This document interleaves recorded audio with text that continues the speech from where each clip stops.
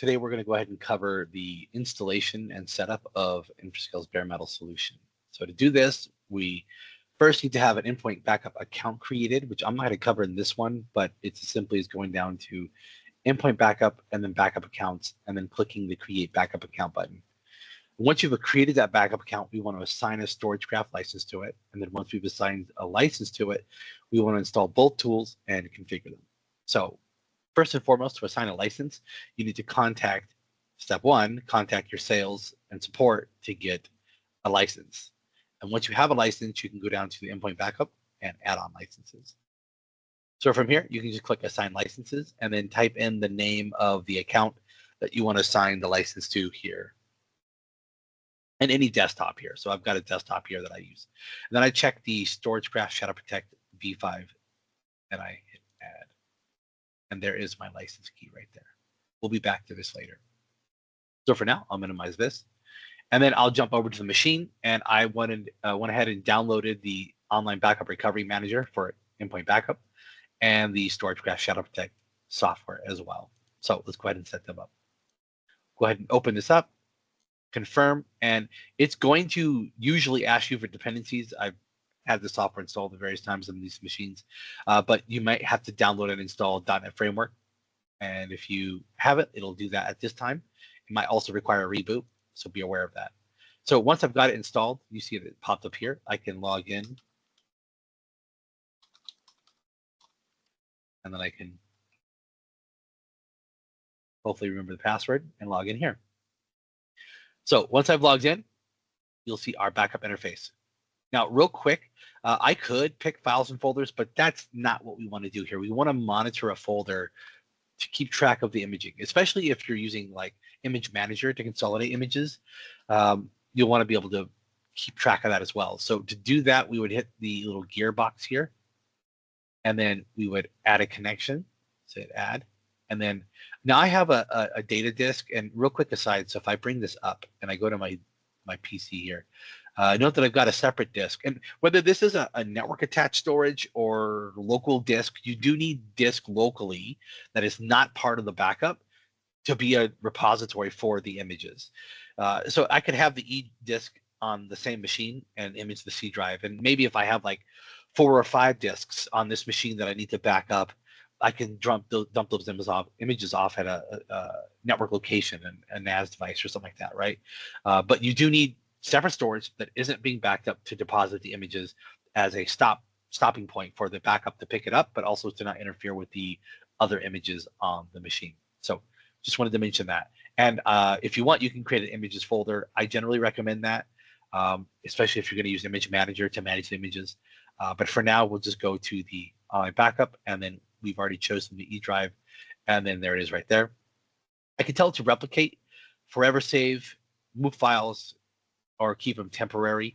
Now, the important thing to note here is with replicate, it will automatically clean up behind you. What that means is if I'm doing a backup of the images and I delete them locally, it will delete them in the cloud after it runs the next time, right? And the reason for that is, again, if you have ImageManager where it's taking your daily incrementals and it consolidates them into like a weekly, and you want to put the weekly in the cloud, but you don't need all the daily incrementals, you want to purge those, well, ImageManager will auto purge those daily incrementals when it creates a weekly. And then you can just tell it to upload the weekly and purge the rest. And that's what replicate does. It looks at that folder and sees what's there and mimics that folder in the cloud.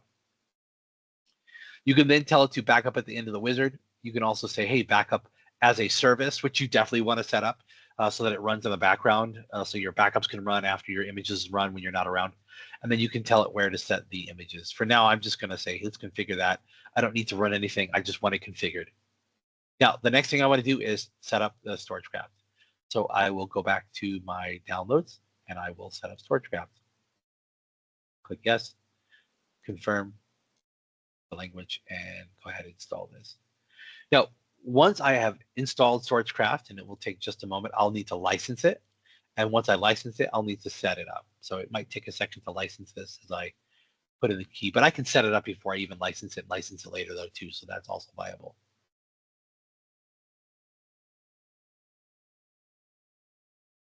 Okay, And once it's installed, it'll tell you to reboot the machine. We'll do that in a moment. I don't want to do it just yet, so I'll restart my computer later and hit finish.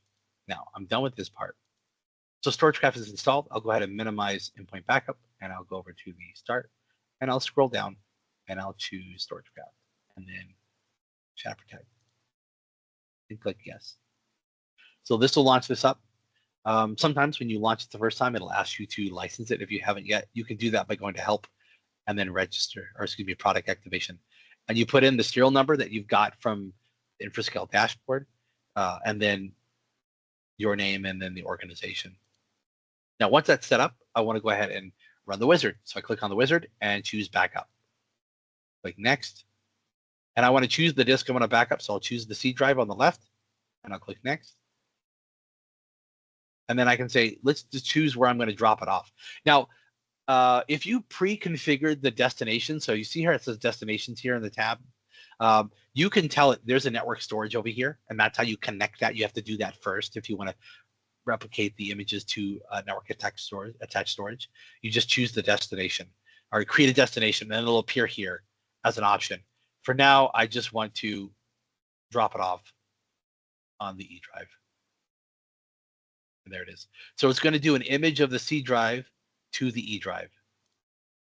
And then I can tell it when to run an image. So I can tell it, hey, let's run weekly. Let's do a full back on Sundays and an incremental every day of the week, and give it a break on Saturday, but let's not give it a break on Saturday.